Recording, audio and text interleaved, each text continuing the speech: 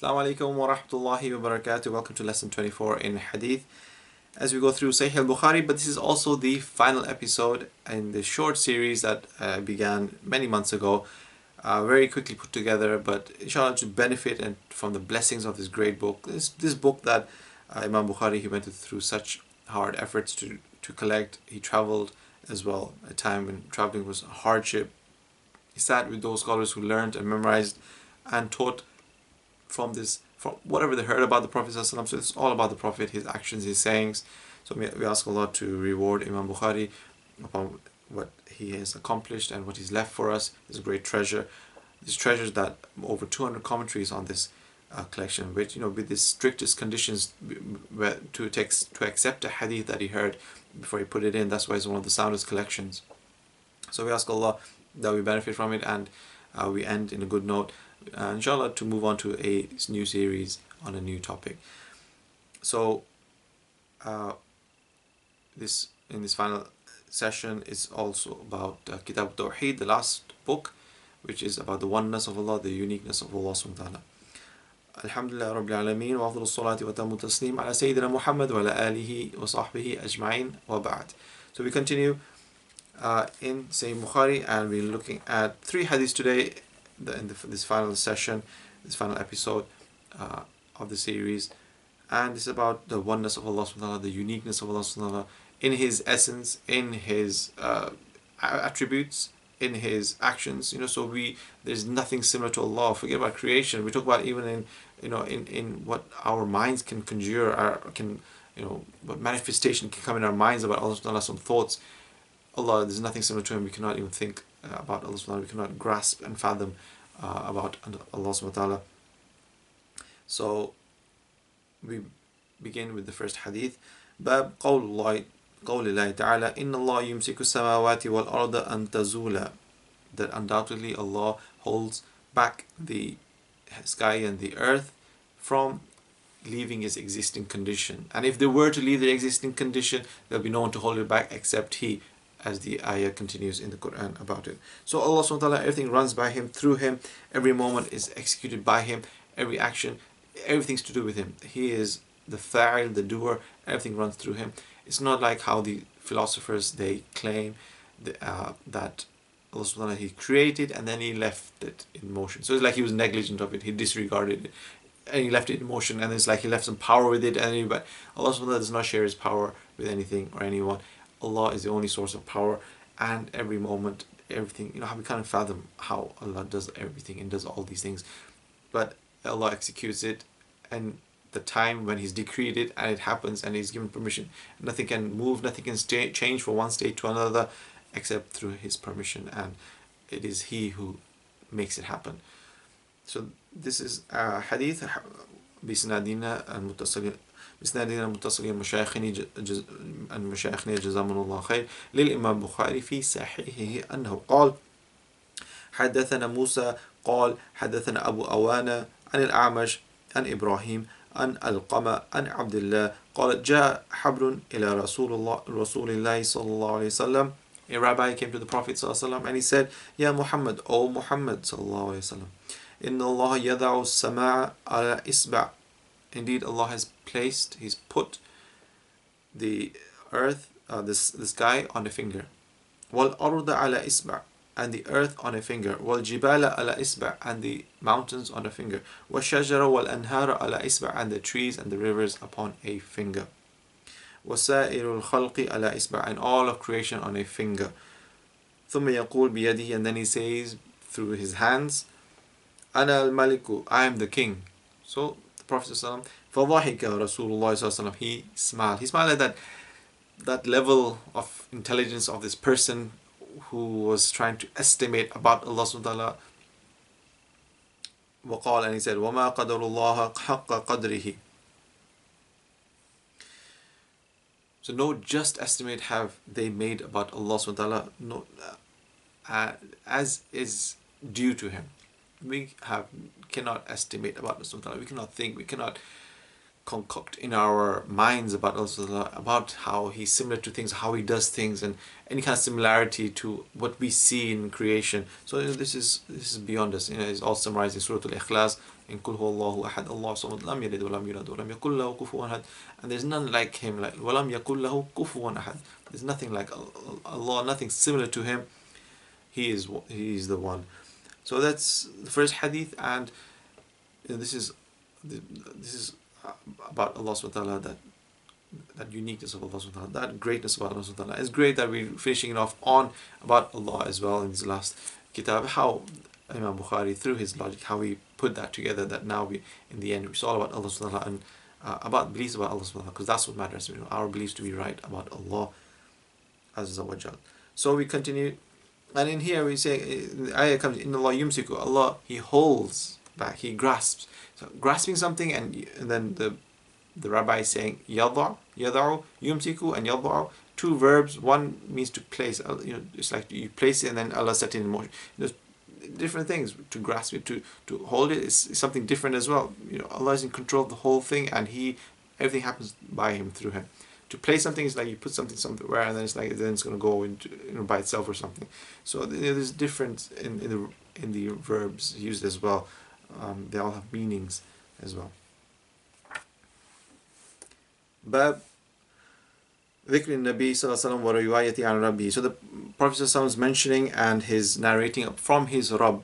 So now when the Prophet صلى الله عليه وسلم, he narrates from his Rabb what Allah said, that's Hadith al-Qudsi, that's sacred hadith, because those wordings are from Allah. Whereas Hadith al-Nabawi, all of those things are the wordings of the Prophet صلى الله عليه وسلم, but what he is saying and what Allah wanted the Prophet صلى الله عليه وسلم to say is all in agreement. So he knew the intention of Allah, that the purpose of what Allah wants us to hear and what to be conveyed to us. So the Prophet ﷺ, he made that, and he said that.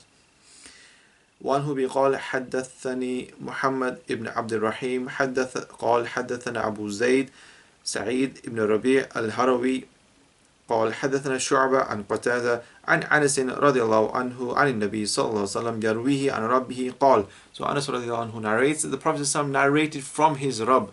So Allah said these words, إذا تقرب العبد إلي شبرا, when the slave comes to me, the distance, the measure of a shibr, which is about 20 centimeters or so. It's a height that we need to put in front of us when we're praying, a sutra, so a barrier, so people can walk past us if we put that barrier in front of us. So no one can, then there's no issue about walking in front. As it is, we shouldn't be walking in front, it's forbidden. But if it's further a distance away, then that's fine. We talk about at least like 2 rows ahead or 1.5 rows ahead.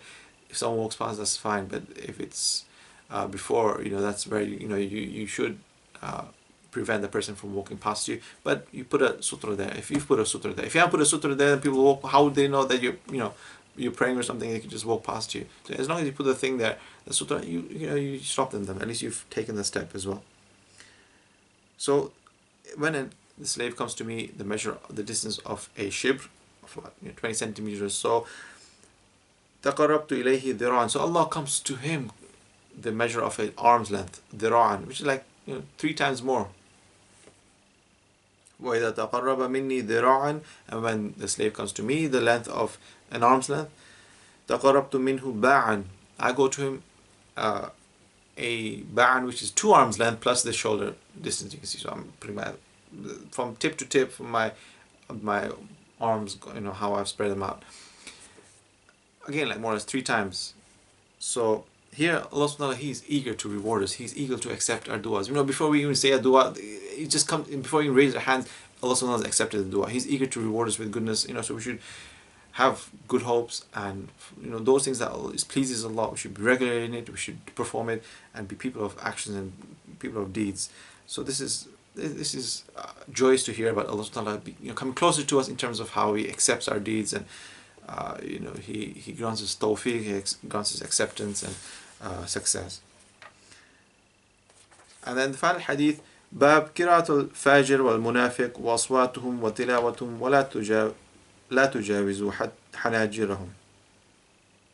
The recitation of an impious person, a disbeliever, and their voices and their recitation, and that does not go past their necks, the throats. وعنه بقال حدثنا حدبة بن خالد قال حدثنا همام قال حدثنا قتادة قال حدثنا أنس عن أبي موسى رضي الله عنه عن النبي صلى الله عليه وسلم قال مثل المؤمن. When we say mathal means that similarity, the similarity too. So it's like a simile being used. The Prophet is going to be comparing two things. One is going to have that more potency of that quality in that person thing. So that's why you're comparing one to the other. مثل المؤمن الذي يقرأ القرآن. The similitude or the similarity of a believer who recites the Quran, who's a hafid, who's memorized the Quran, who recites the Quran. قال أترجة is like the citron fruit, which its shape gives benefit, its taste gives benefit, its yellow color, its color gives benefit, its benefit all around. Just like a believer is benefit all around. You know, that presence of that person amongst non-Muslims gives them benefit. Amongst Muslims gives them benefit. You know, that person who's a believer who has, there's a lot of blessings about that person, just being that presence as well. But of course, his understanding, his recitation, and everything, his benefits all around. It's like the citron fruit. You know, from the citron fruit comes the lemon is a hybrid, the lime is a hybrid, but that citron is that source of goodness. Just like that mu'min, he's that source of goodness. طعمها طيب, so its taste is good. The citron fruit, its taste is good. وريحها طيب, and its smell is good. So it's got smell and taste benefits. والذي لا يقرأ كالتمر طعمها طيب ولا ريح لها. And as for the one who's not a hafiz, he's memorized a little but not a lot, is like a mu'min, the believer, is like the dates. Dates, do they have a smell? They don't have a smell. So its taste is great, is good, but its smell, there is no smell. So because he has memorized the Quran, he's not reciting the Quran. That's that key thing, that Quran, it's attributed to its reciter. If that reciter recites, the Quran is a it intercedes for that person. But if that person does not recite, and we leave it on the shelf, and until Ramadan comes, it is a proof against us, and it will speak up against us. So it's dependent on that person who is the one, whether he's actually doing things with the Quran, reciting it as he should, or not, giving its due or not. وَمَثَلُ الْفَاجِرِ الَّذِي يَقْرَأُ الْقُرْآنَ, and the one who's a sinner, impious person, who does recite the Quran, who's memorized the Quran, so he's a hafiz, but he's impious as well. His etiquette is not good. He has in Allah he has bad thoughts about Allah subhanahu wa ta'ala, about people, about prophets. He does not. He would think that after the Prophet ﷺ has passed away now, there's no benefit from the Prophet ﷺ. There's no speciality in the Prophet ﷺ compared to the Prophet. So he has such beliefs, and amongst with Muslims as well. He thinks because they don't do it his way, that's it. Everybody else is wrong, he's right. Everybody has to follow his way. So he has all these kind of bad doubts, opinions about people. So, but he recites the Quran great. He's beautiful in reciting the Quran. People benefit from the voice, yes. But in terms of akhlaq, his etiquette, it's poor and bad. كَمَثَلِ الرَّيْحَانَ, so rayhan is a herb which رِيحُهَا طيب, its smell is good, so because he's reciting the Quran, he's a hafid, he's good. وَطَعْمُهَا مُرٌّ, but its taste is sour, of this actual fruit, which is that same like that person. وَمَثَلُ الْفَاجِرِ, and what then the example of that fajr, that sinner, the one who is the impious person. So mu'min we're talking about, الَّذِي لَا يَقْرَأُ الْقُرْآنَ, who hasn't really memorized the Quran, or who doesn't read the Quran, recite the Quran. كَمَثَلِ الْحَنْظَلَةِ, the handala is the colocynth. طَعْمُهَا مُرٌّ وَلَا رِيحَ لَهَا, so it has no smell, and it also tastes sour as well. This is sour, those gourd, those sour, in these kind of sour kind of herbs. And that's the person who he does not even recite the Quran at all, and he's an impious person. So these are the examples, and it's all to do about the Quran as well. When you talk about Allah, this is the speech of Allah, the Quran as well. So it was good that we finished about Allah subhanahu wa ta'ala, about the Quran as well, in this collection of a hadith of the Prophet that taught us everything, is that detail to everything about the Quran. So we ask Allah to benefit from this, what we've heard, and put into actions.